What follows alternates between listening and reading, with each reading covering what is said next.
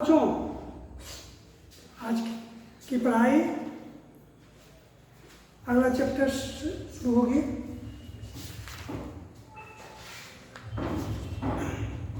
बाबा भारती वाला जो चैप्टर था हार की जीत, उसके जो कुछ प्रश्न और उत्तर थे वो भी तो मैंने कल करवा ही दिया था। अब अगला चैप्टर है वन संरक्षण।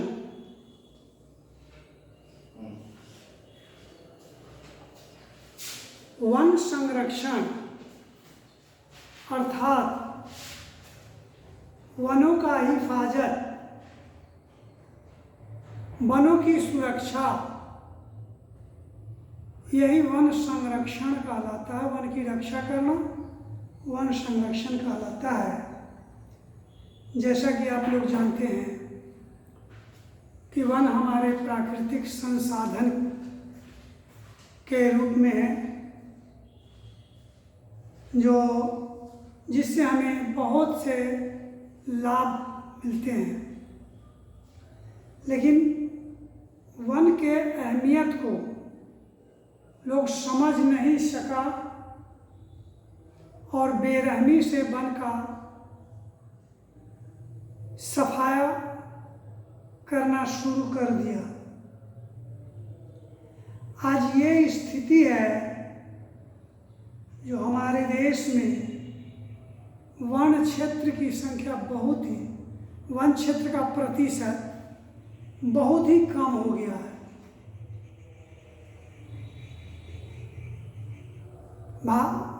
भारत में 33% भाग में जंगल था, वन था। अब वो घट के 23 पर आ गया है। वन से आपको क्या क्या फायदा है, लाभ है, वो तो आप जानते ही हैं। इसीलिए यदि आपको अपने जीवन का सही आनंद लेना है, बीमारियों से मुक्ति पानी है, स्वस्थ रहना है, तो वन का होना अति आवश्यक है। वन से हमें औषधि प्राप्त होता है। सर्वप्रथम तो जितना ज़्यादा पेड़ पौधे होंगे वायुमंडल में, उतना ही ज़्यादा ऑक्सीजन की मात्रा बनी रहेगी और हमें सांस लेने में कोई दिक्कत परेशानी नहीं होगी। वन वर्षा कराने में भी अहम भूमिका निभाता है। वन बहुत से ऐसे दुर्लभ जंगली जानवरों का आश्रय है कि अगर वह वन क्षेत्र नहीं होता तो वह जंगली जानवर जो वन में रहते हैं, जिनका परिवेश वन है, जिनका आवास वन है, उस वन को अगर हम उजाड़ देते हैं तो उन जानवरों का भी पलायन हो जाएगा या फिर वे मर जाएंगे। तो वन से हमें बहुत लाभ है। इसलिए वन का संरक्षण बहुत जरूरी है। हम वन के साथ बहुत क्रूर मजाक कर रहे हैं, जो अपने स्वार्थ के लिए, अपने लोभ के लिए हम जंगल रूपी अमूल्य संपदा को,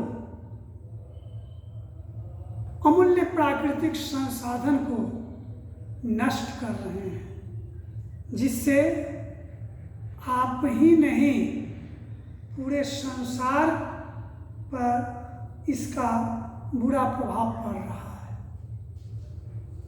तो आइए हमें वन का संरक्षण करना चाहिए। वन के संरक्षण के विषय अगर आपको अपना सुखद भविष्य जीने की कामना है, प्रदूषण मुक्त समाज बनाना है, तो वन का हिफाजत करना जरूरी है। जीव जगत के रक्षक हैं वन, करते दूर प्रदूषण। वन संपत्ति स्वास्थ्यदायक हैं, यह धरती के आभूषण। भारतवर्ष प्राचीन काल से ही वन प्रधान देश रहा है। देश की वन संपदा को देखते हुए भारत सरकार ने इसके विकास के लिए महत्वपूर्ण कदम उठाए हैं।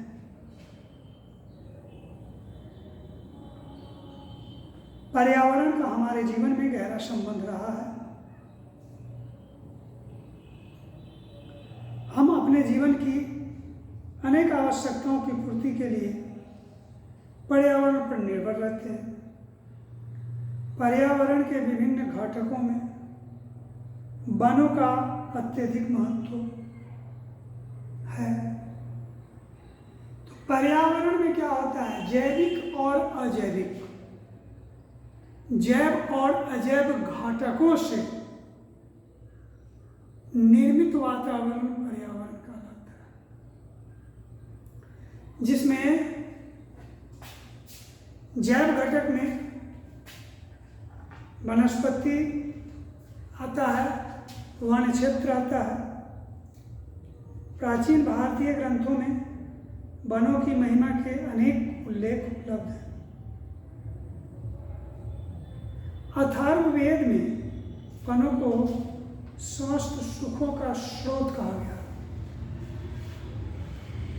वन से हमें लाभ ही लाभ है,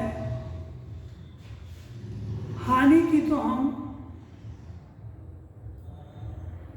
उम्मीद भी नहीं कर सकते हैं। वन से हमें तरह तरह के लाभ है। कितना लाभ गिना रहे हैं आप?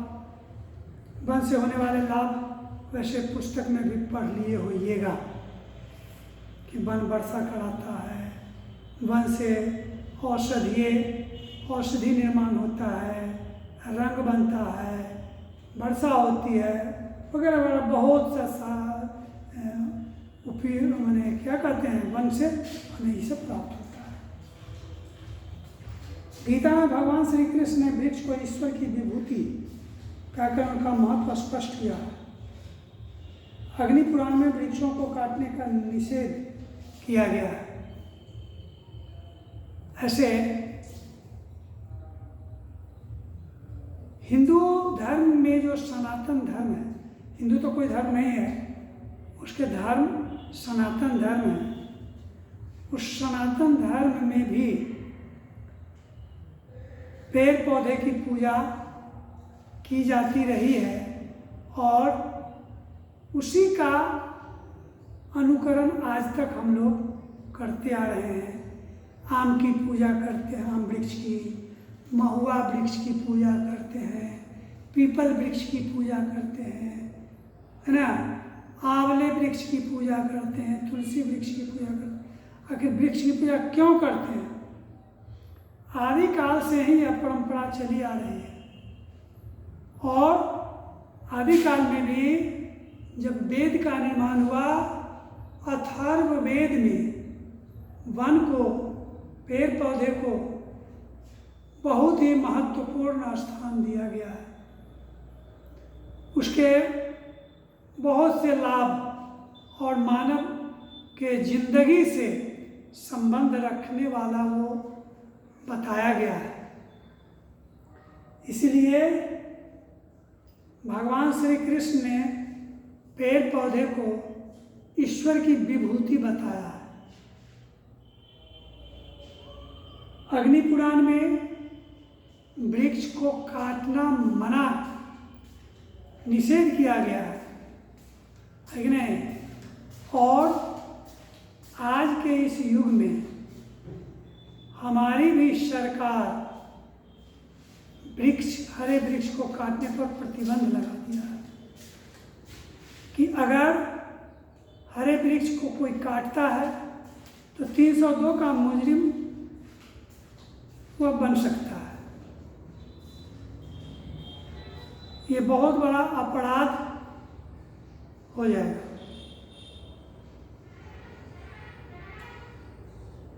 आधुनिक काल में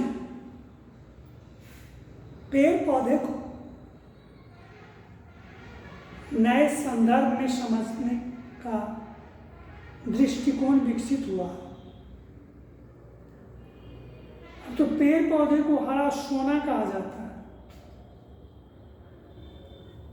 असली सोने और हरे सोने में यही अंतर है कि धातु का असली सोना खान के अंदर से निकाला जाता है, जबकि हरा सोना खुली भूमि पर उपलब्ध है। मैं तो ये कहना चाहता हूं कि सोने से भी उच्च इसका अहमियत है, सोना से भी उच्च इसकी मान्यता है, सोना से भी उच्च इसका महत्व है। ठीक है, इसलिए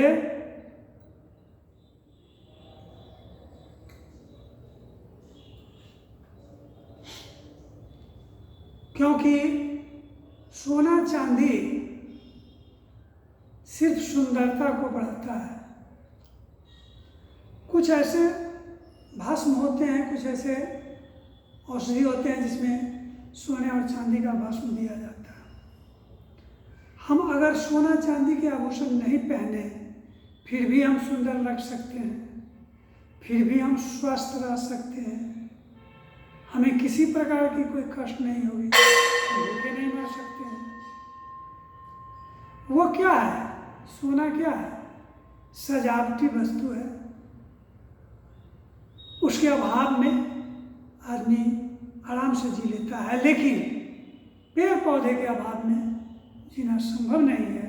इसीलिए हरे सोने को, प्राकृतिक सोना जो है, उससे भी ज़्यादा महत्व देना चाहिए।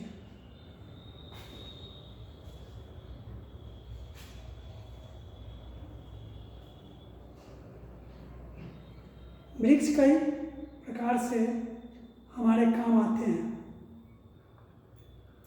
जड़ से लेकर तना, शाखाएं, छाल, फूल, फल, बीज, ये सभी हमारे जीवन के लिए किसी न किसी रूप में, प्रत्यक्ष रूप में नहीं तो परोक्ष रूप में ही सही, उपयोग में आता है। इनकी लकड़ी घरेलू उपयोग के सामान बनाने, ईंधन के काम में आते हैं। वनों से और भी कई लाभ हैं। पेड़ पौधे वातावरण की अशुद्ध एवं हानिकारक वायु को स्वयं पचा लेते हैं, वायु को शुद्ध रखते हैं। ये भूमि को अधिक तप्त होने से रोकते हैं। वैज्ञानिकों का अनुमान है कि यदि भूतल पर वृक्ष न होते तो पृथ्वी का तापमान इतना अधिक बढ़ जाता, पृथ्वी का तापमान इतना अधिक बढ़ जाता कि ध्रुव प्रदेश के बर्फ उस तापमान से पिघलते, पानी की मात्रा बढ़ती, समुद्र का जल स्तर ऊंचा होता, नदी सागर में चारों ओर जल ही जल नजर आते, बाढ़ की संभावना उत्पन्न हो जाती, और यह क्रम अगर जारी रहता तो प्रलय की भी संभावना से नकारा नहीं जा सकता। तो एक पेड़ के न रहने से देखिए कितना प्रलय हो रहा है। कहने का तात्पर्य यह है कि पेड़ पौधे की सुरक्षा कीजिए, पेड़ पौधे को बचाइए, ये आपके लिए हितकारी है।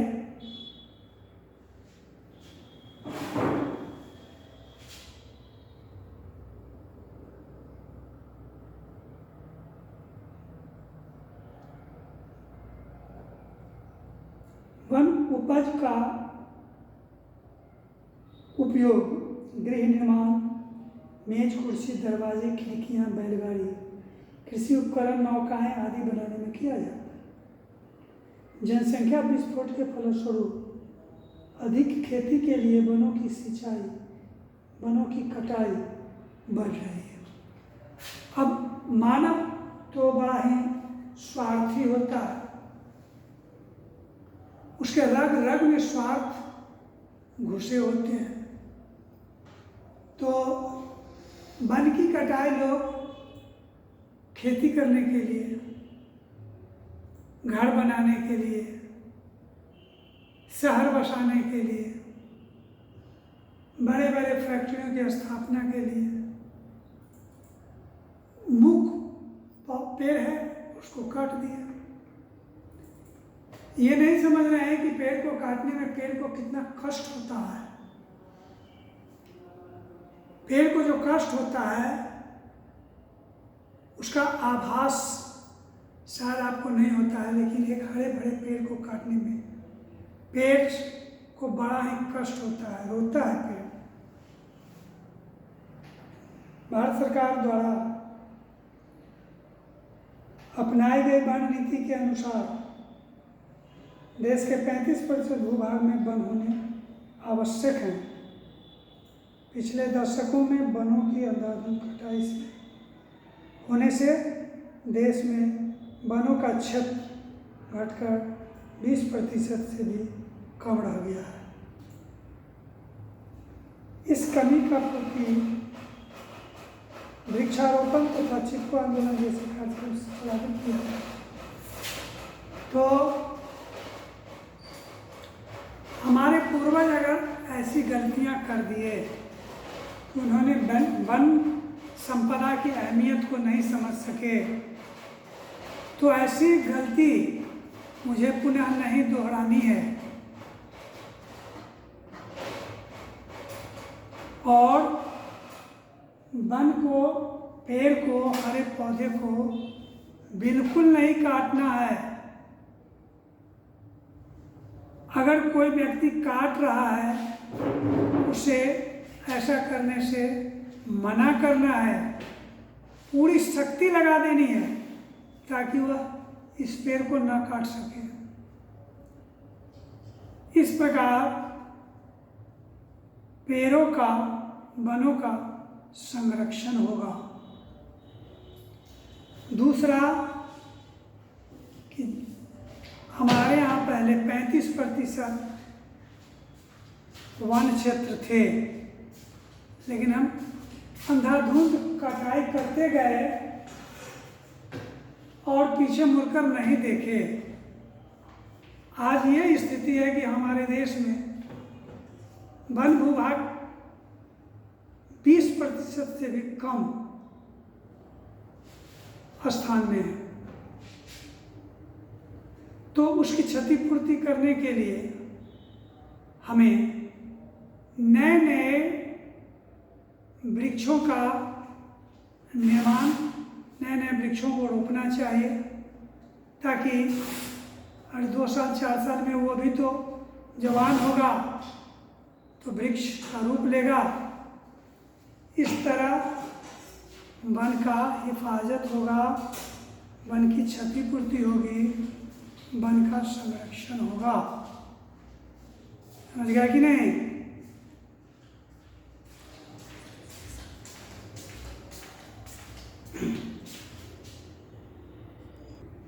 पांचवा छठा है।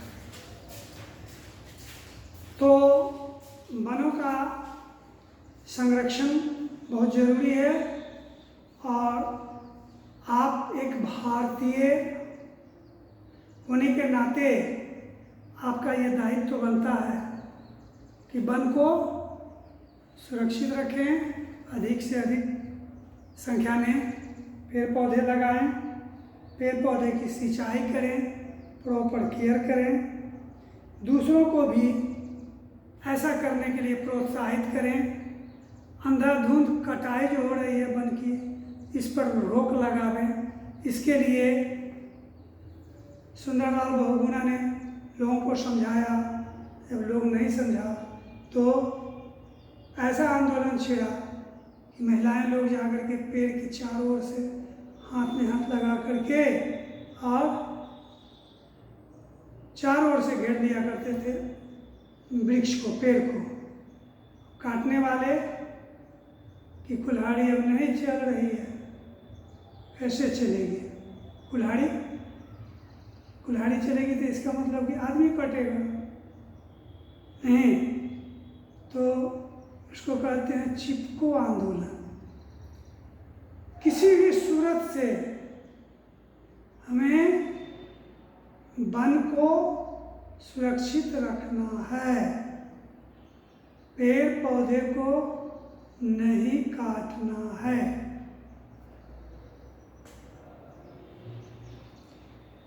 यही हमारे जीवन को सुखी और सुविधाजनक बनाता है। आंधी तूफान की तेज गति को नियंत्रित करने का काम पेड़ पौधे ही करते हैं। भूमि में नमी बनाए रखने का काम पेड़ पौधे करते हैं।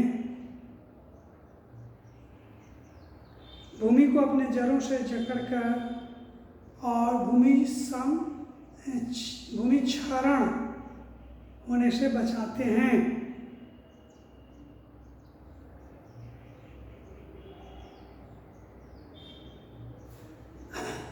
जिस क्षेत्र में कम पेड़ पौधे होते हैं उस क्षेत्र में कम वर्षा होती है, तो ये वर्षा कराने में भी मदद करता है।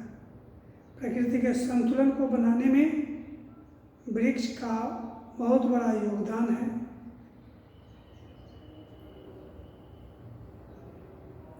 यह प्रदूषण को रोकने का कार्य करता है।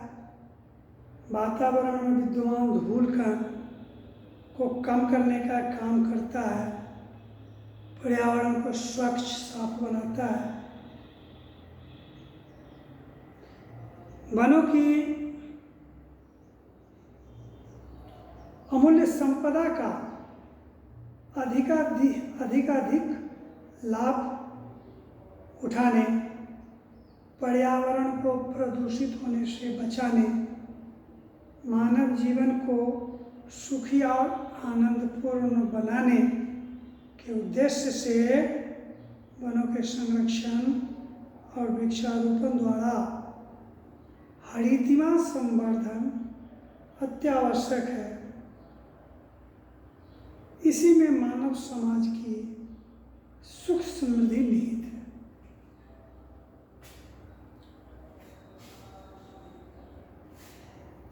अब देखिए, जंगल की सुरक्षा करना केवल भारत सरकार का ही दायित्व नहीं है, आम भारतवासियों का भी कर्तव्य है कि हम वन संपदा की रक्षा करें।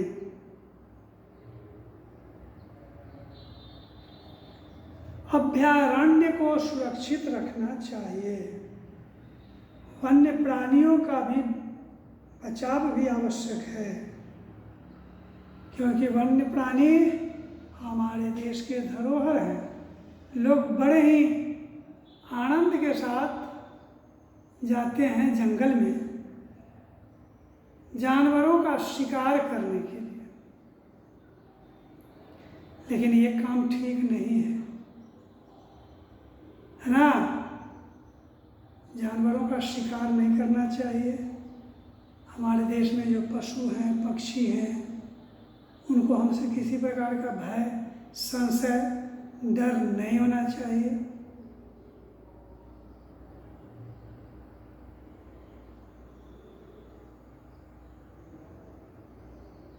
जिस प्रकार आपके पूर्वजों द्वारा आपको खेत मिला, घर द्वार मिला, सोने चांदी मिले, आभूषण मिले, बर्तन बासन मिला, सारा संपत्ति छोड़ करके आपके पूर्वज स्वयं चले गए, सारा संपत्ति का वारिस आपको बना दिए। उसी तरह यह समझिए कि हमारे पूर्वजों का यह धरोहर है, हमारे पूर्वजों का यह संपत्ति है, इसे हम सुरक्षित रखें, बचा के रखें। तो ये चैप्टर आज हो गया, कल क्वेश्चन आंसर करवा देंगे और यहीं पे पढ़ाई समाप्त की जाती है। आप लोगों को बहुत सारा ढेर सा आशीर्वाद और धन्यवाद।